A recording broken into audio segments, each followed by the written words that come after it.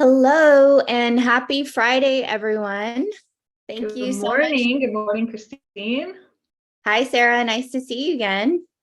You too. Thanks for having me today. Yes, well, thank you for joining us today at Sounding Board for a conversation with. So, for everybody joining us, hello. Hope you're having a great Friday, getting up and getting ready for a great weekend. I'm Christine Tao. I'm the co founder and CEO at Sounding Board. We are a dynamic leadership development suite that offers coaching, mentoring solutions, all of that in one place. And we often engage with learning leaders like Sarah. And so today we're excited to be kicking off a new series. It's called A Conversation With. And it's really about meeting and engaging with inspiring learning leaders. It was, for me, inspired by a recent panel that we had done where I got to meet some learning leaders and not only talk about what was happening in learning, in leadership, but I actually got to know a little bit of their personal story and how that might have influenced how they came into learning as a profession. And so we thought, man, those stories were so inspiring. We'd love to hear more of them. And so that's what we're here to do today. And Sarah has very graciously offered to be the first inaugural guest in kicking this off with us. And so I'll let you do an introduction, but a quick intro is Sarah is the former L&D manager at Coinbase. She brings over a decade of experience in 3 countries, and she's an advocate for creating positive employee experience, specializing in the development of customized onboarding, continuing education programs, and really doing that while fostering a culture of inclusion, support, and confidence. Sounds like a lot, but Sarah, I thought, outside of the incredible work that you've been doing in learning, what I'd love to just start off with is just to hear a little bit about your origin story and tell us a little bit more about yourself and maybe how that led you down this path in this profession. Yeah, that's a great question.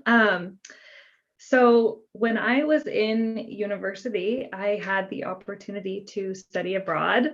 I went to London, loved the city, had the most incredible experience of my life, traveled, ate amazing food, met interesting people, learned about new cultures, experienced the education system in another country, and just truly the best experience of my life at that time. So when I returned back to my school, I needed everybody to know about this. Like everybody needs to have this experience. Oh my gosh, it's so amazing. So I studied journalism and I was on the school newspaper.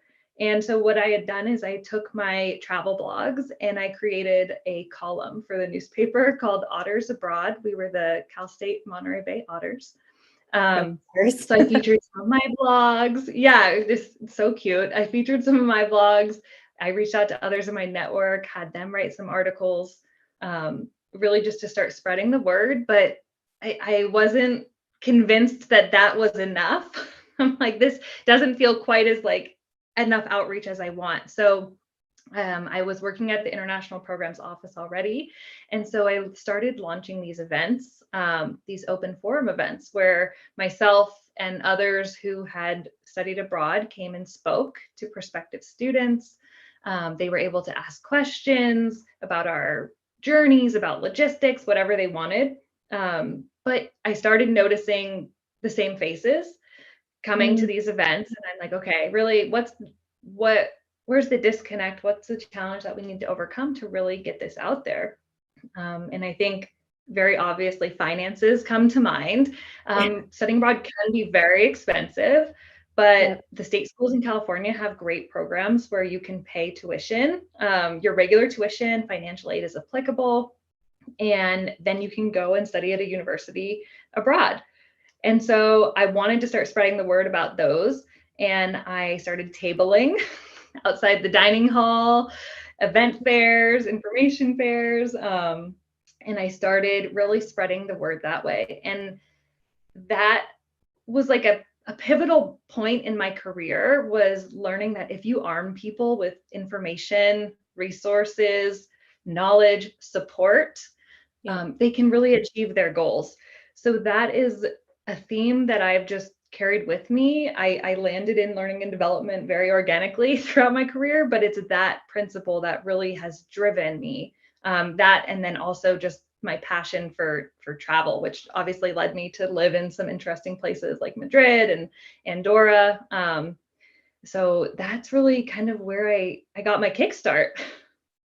That sounds amazing. And as a someone who also loves to travel, I remember just how powerful it was for me when I did my own study abroad experience and that exposure and perspectives.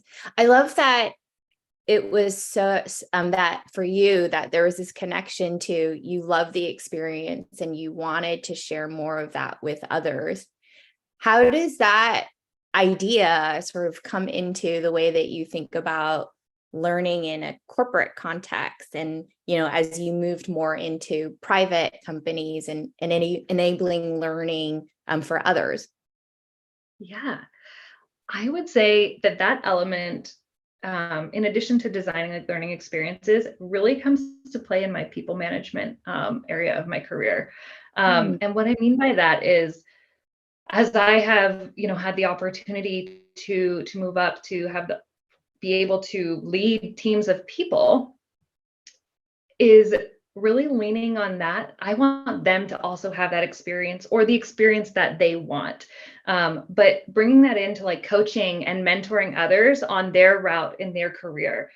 So I recently had the opportunity to mentor someone who was on the management trajectory. That's what she wanted, people management.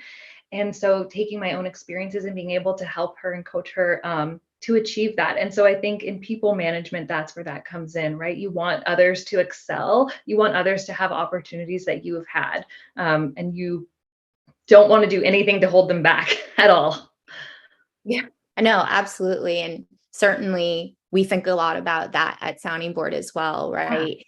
This idea of unlocking the potential in others and that really learning is at the heart of that oftentimes. I mean, we might call it professional development, you might call it career development, you might call it upskilling or, any sort of flavor of terms, but what that really kind of drives that and sort of the heart of that ends up being just continued growth, right? And growth and being able to stretch and challenge yourself in different ways. Well, Yeah. just to shift gears a little bit, because I think you have a very interesting background in terms of even the types of learning experiences that you have facilitated across, your organizations. I'd love to hear a little bit about let's go really high up, what is your vision around what L&D should really look like for an organization, given the very expansive purview that L&D often has and which may be different from company to company? Yeah, that's a fantastic question. For me, if I'm talking like dream world, this is what it would look like for me. I think it's really in three parts. The most important thing I think is for L&D to start having a seat at the table and to start being viewed as a strategic partner in the business. I think often L&D operates in a really reactive state, right? Initiatives are launched, something may go wrong, and that's when training is brought in. I think if we can really work to start building trust in the organization and get that seat at the table, we can move to a more proactive approach in our learning design. And then that was point one. Sorry, I know there's two more that I think all kind of, it'll make sense at the end, full circle. But the next thing is really starting to focus on setting our L&D teams up for success. I am very operationally minded. If you've worked with me before, I'm big onto standardization and streamlining operations. Especially in these bigger companies, you'll find a lot of micro L&D teams, right? Some might support customer experience. This one might do engineering. This is, people ops. They're doing, larger initiatives across the organization. But we're all learning and development teams, and we're all interacting with internal stakeholders. And so I think as much as possible, if we can start streamlining operations, it's going to create a more cohesive experience within the company, not only for our stakeholders that we're interacting with, in the launch of whatever initiative, but for our learners, right? If I'm going to a program that's set up by you and I have to access it one way, but then over here I'm accessing it a different way and they're sending me Slack messages, but they're sending me emails, like it's a really disjointed experience. And I think that can get in the way of the ultimate goal, which is learning. So operations, huge, so important, and making it a cohesive experience. And then that's also going to help build that trust to get that seat at the table. And start being viewed as a more strategic partner. And then the last thing, this is total dream world, but I would love to see more specialized L&D roles out there. If you've ever taken a look at a job listing, it's incredible the amount of skills and responsibilities that they want one person to have. They want one person to be a project program manager. They want them to work on operations. They want them to be an instructional designer, but also facilitate. But they also want them to be a data analyst and look at the whole thing and make strategic recommendations. So I think I would love to see, like, let's break those up. We do see a lot of instructional design roles. I think that's, something that already exists, but I would love to see L&D project manager, L&D data analyst. The data piece for me is huge because I think it's something that in L&D we could tap into more. I think when we're operating in a reactive state and I have to then move on to building my next course, I'm not looking at the data from my last program or course. And I'm not able to really hone in on that. So I think if we could start creating more specialized roles, get an L&D data team going, again, then we can start speaking the language of the other business leaders to build that trust and get a seat at the table. So it kind of is like all intertwined, but seat at the table, strategic partner, let's get some streamlined operations going, and let's start really paring down our L&D roles to be more domain specific. Love it. Love it. Christine, I apologize.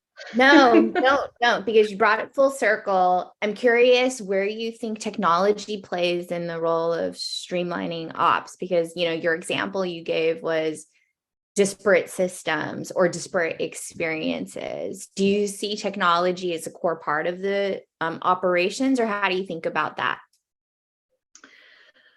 I mean, technology always comes to play. I haven't experienced different LMS systems at an organization, thank God. So luckily, all L&D teams seem to be using the same L&D systems, but in technology, I think, like I mentioned, Slack versus email, and those, like making sure people know where to go to find what. I've seen some people using Coda to house documents, but then some people are using Confluence to house documents. So yeah, technology, I think, does play a big part in creating that cohesive experience. And the way to get around that or to work through that is having L&D leaders come in and come up with where are we gonna house like stakeholder facing procedures? How can our stakeholders reach us? Where are we going to house that? Is that going to be in Confluence? Is that going to be in Coda? Is that going to be in Jira? You know what I mean? Where are we going to house resources for learners that aren't really for the LMS, right? Like other one-pagers, things like that. Where are we going to house those so they can access them? And coming up with, again, streamlined parts of, or streamlined ways to facilitate this information. Yeah. And then I'm going to surprise you with one more question on that, because you talked about and have shared that you are really tight on operations, and that's something you care a lot about. Any tips or advice for others around what you've done there that you think has been particularly useful? Yeah.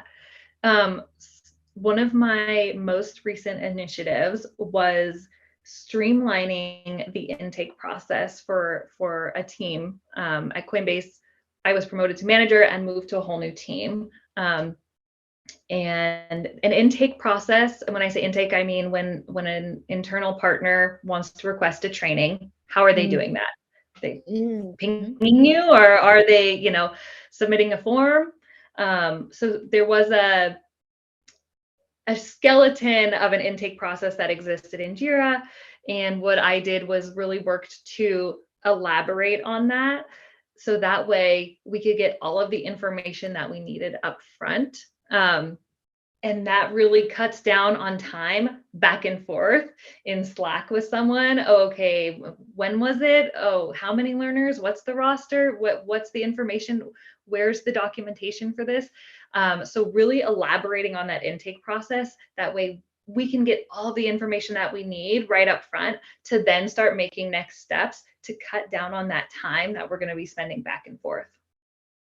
I love it. I love it. It sounds simple, and I'm sure then that also gives you just great data and context around the types of requests you're getting, what impact that could have, Yes. and where they're coming from. It sounds simple, Yes. but I could see how useful that could be. And just thinking about that, that's just one step of the process, right? Exactly. And having like one step of the process that's so important, but making sure we're setting up our L&D teams to have the time to build those processes. Yeah. So Okay, well, I can't believe it. We are almost already to the end of our 20 minutes. But, one of the other reasons we wanted to have this conversation is, as you and I both know, it's a pretty disruptive time in the market right now. And as we have seen, L&D professionals also have been impacted along with a lot of other functions around as companies have gone into restructuring or layoffs. And also, even if not, maybe more pressure around trying to be able to do more with less for those that are operating in their roles. But if we had to shift and sort of wrap today, what would your advice be to other folks in the field around, how do you be successful in times like these, and just broader like thoughts or insights that you might share with other folks in your community? yeah, this is a really great question. And, as you know, Christine, I shared with you and I shared with my LinkedIn network a few weeks back. I was also impacted by the recent wave of layoffs while I was on maternity leave. So unexpected, but trekking through this challenging time. But I just wanted to let everyone know that I am with you. I am you. I'm here to help you in any way I can, and we'll get through this. But the biggest piece of advice that I would give to those who have been impacted or who haven't is networking. And by networking, I don't mean, okay, let me find this job, and let me find the hiring manager, and let me ping the hiring manager to say, hey, I want this job. I mean, just genuine conversations with others in the L&D space, others who may have been impacted or others who are still employed. By having those conversations, you can start to see what the L&D landscape looks like still, right? Like, how are companies operating? What challenges are they facing? And then you can identify, how can my skills solve those challenges? Yeah. And better yet, if like we talked about, really paring down those L&D role offerings, if you've seen you have a specialty in something, start thinking about how that specialty can then attack those challenges. Oh, well, you guys aren't making data-driven decisions. Well, I love people analytics and I love analyzing the data in the L&D space. Here's how I could help your organization.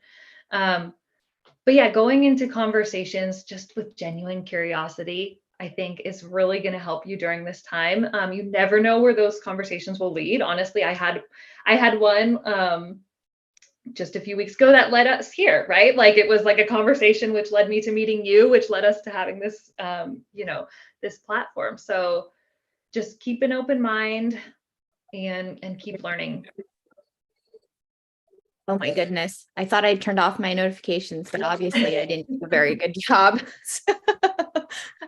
Well, that actually is probably a good signal for us to wrap, but I love that because I also am just a huge believer and have experienced the power of relationships, and Yes. approaching them with curiosity is really where you don't know where a door could open, or just that you learn something or hear again, get a new perspective that you wouldn't have.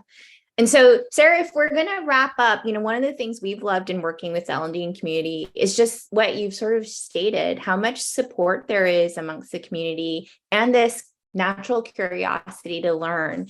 And so I wanted to see is, we wanted to ask folks out there and also to ask you, is there an ask you have for the community out there? And is there anything that you want to offer other folks in the community yourself? Yeah. I'm gonna start with the offer because maybe that'll lead me to something I would like to ask of everyone. The offer is, if you find yourself in a similar situation to myself and you are trying to figure out how to approach this job search, please feel free to reach out to me, because I'm a big believer in creating your personal brand. And what that is figuring out what you're interested in, what type of roles you're looking for, and how to use networking to land a role in that space, and how to build your LinkedIn strategy. LinkedIn has been a really amazing resource for myself, and I've learned the ins and outs of it through my own job searches in the past. So I am definitely here as support if you're going through that. Something I would like to ask of everyone is, if you are still employed, I kind of touch on this, please continue to take those networking calls, even if you don't have a job to offer the person. I had a great conversation with a friend of a friend who works at Reddit last week, and he was like, we aren't hiring. And I'm like, that's fine.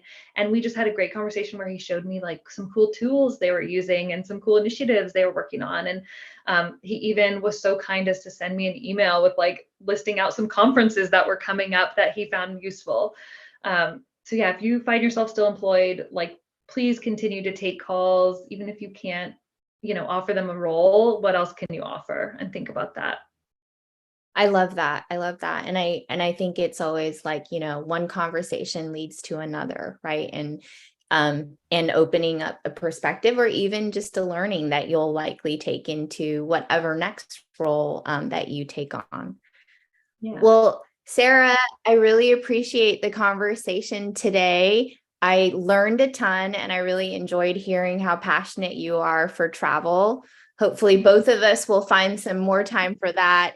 I know we're both parents, and it's kind of hard to do that these days, but hopefully you'll get back there someday soon. Yes, traveling to the grocery store is a win for me these days.